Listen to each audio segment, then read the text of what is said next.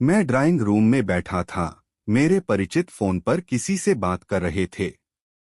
उनकी पत्नी चाय बना रही थीं।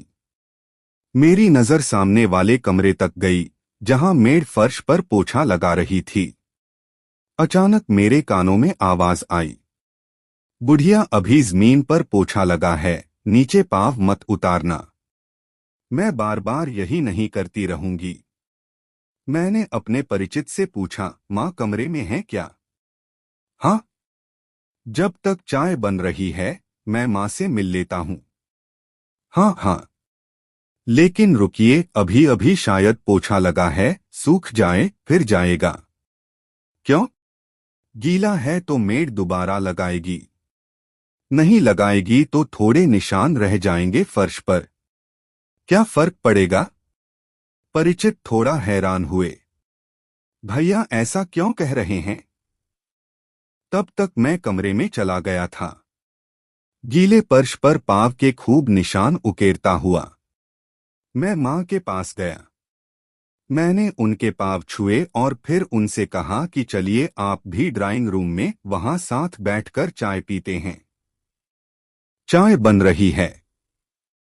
भाभी रसोई में चाय बना रही हैं। मैंने इतना ही कहा था। माँ एकदम घबरा गईं। अरे नहीं, अभी फर्श पर पाँव नहीं रखना है। फर्श गीला है न, मेरे पाँव के निशान पड़ जाएंगे। पाँव के निशान पड़ जाएंगे? वाह! फिर तो मैं उनकी तस्वीर उतार कर बड़ा करवाकर फ्रेम में लगाऊंगा। आप चलिए तो सही। पर माँ बिस्तर से नीचे नहीं उतर रही थीं। उन्होंने कहा कि तुम चाय पी लो बेटा। तब तक मेरे परिचित भी माँ के कमरे तक आ गए थे। उन्होंने मुझसे कहा कि माँ सुबह चाय पी चुकी है। आप आइए भैया। नहीं, माँ के साथ मैं यहीं कमरे में चाय लूंगा। चमकते हुए टाइल्स पर मेरे जूते के निशान बयां कर रहे थे कि मैंने जानबूझकर कुछ निशान छोड़े हैं। वो समझ नहीं पा रहे थे कि आखिर मैंने ऐसा किया ही क्यों। उन्होंने मुझसे तो कुछ नहीं कहा, लेकिन मेड को उन्होंने आवाज दी, बबीता जरा इधर आना। इधर भैया के पाँव के निशान पड़ गए हैं, उन्हें साफ कर देना। बबीता ने गीला पोछा फर्श पर लगाया। जैसे ही फर्श की दोबारा सफाई हुई मैं फिर खड़ा होकर उस पर चल पड़ा। दोबारा निशान पड़ गए। अब बबीता हैरान थी, मेरे परिचित भी। तब तक उनकी पत्नी भी कमरे में आ चुकी थीं। उन्होंने कहा, भैया आइए चाय रखी है। मैंने परिचित की पत्नी से कहा कि बुढ़िया के लिए चाय यहीं दे दीजिए। मेरे परिचित ने मेरी ओर देखा। मैंने कहा कि हैरान मत होइए। वो चुप थे। मैंने कहा कि मुझे ऐसा लगता है कि आप लोग माँ को प्यार से बुढ़िया बुलाते हैं। मेड वहीं खड़ी थी, सन्न। परिचित की पत्नी वहीं खड़ी थी, सन्न। परिचित ने पूछा, क्या हुआ भैया?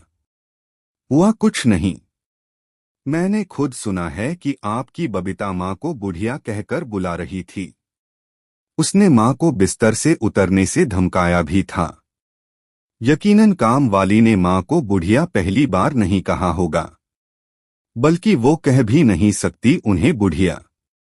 उसने सुना होगा बेटे के मुंह से, बहू के मुंह से। बिना सुने वो नहीं कह सकती थी। जाहिर है आप लोग प्यार से माँ को इसी नाम से बुलाते होगे, तभी तो उनसे कहा। पल भर के लिए धरती हिलने लगी थी।